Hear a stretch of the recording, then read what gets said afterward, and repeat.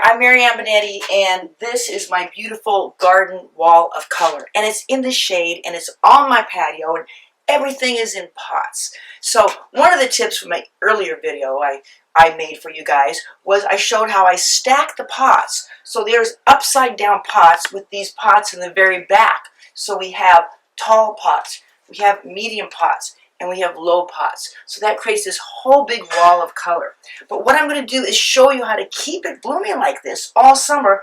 I was focusing on these spent blossoms here because what I have to do is constantly deadhead. Deadhead is when I remove the flowers that have formed seed pods. And the seed pods look different depending on what kind of a flower it is. So this is a begonia. This is called a Begonia boliviensis. It's a begonia from Bolivia. And the seed pods here, they are swelling right behind the flower. I'm going to go ahead and I cut off this stem so that I can remove the stem right here. These nice thick seed pods are forming. I remove those so that all the energy is going to continue to go into the flower production. Now, if you don't deadhead, then what happens is you get a situation like this where we have a seed pod that is dried and brown and making seeds, which is great if you want to collect seeds, but not so great if you want your flowers to keep blooming all summer long.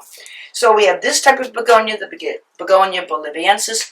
We have this type of a begonia, an angel wing begonia. And then we have this type of begonia, a tuberous begonia.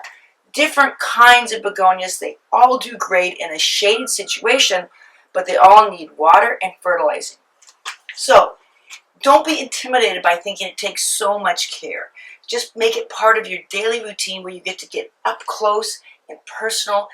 Consider it like meditation every morning or every evening. And so I just keep my little apron with all my supplies. One of the first supplies I need for this is my little needle nose clippers so I can get in really, really tight, clip off any brown leaves, clip off any spent flowers.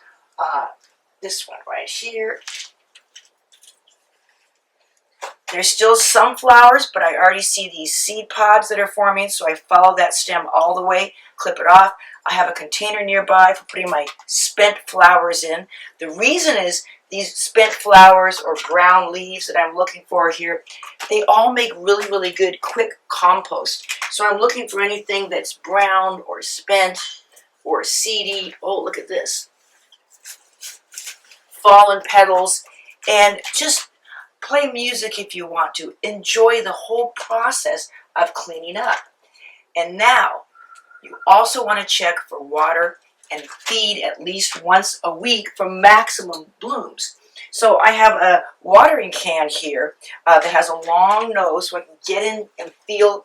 With one hand I feel if the soil is dry. If it is, I can get in here and not disturb the flowers. When I'm watering begonias, I'm watering the side of the pot. I'm not watering my begonia right in the middle.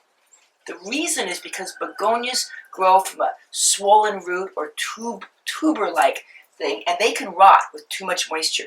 So if you water along the edge of the pot, the roots of the tuber can go down deep, and you're not going to risk rotting the stem or rotting that corm, that tuber. Now, fertilizing. One thing I've learned is to bring out my glasses if I'm ever going to read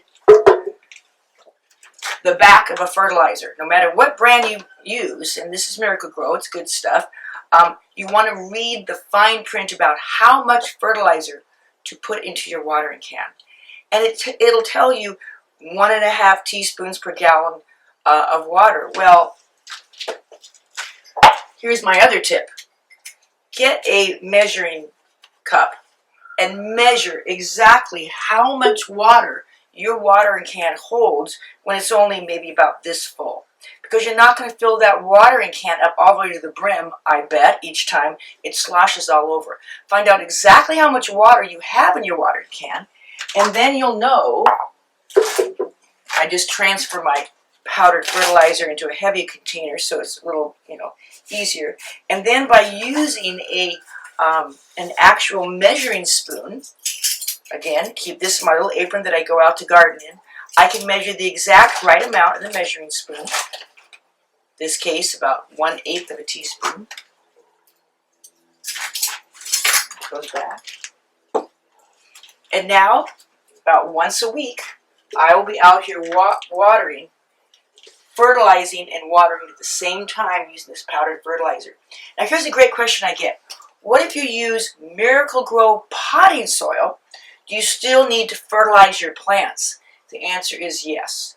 If you use a Miracle-Gro potting soil, there's fertilizer already in it. So you do not need to fertilize the first maybe month.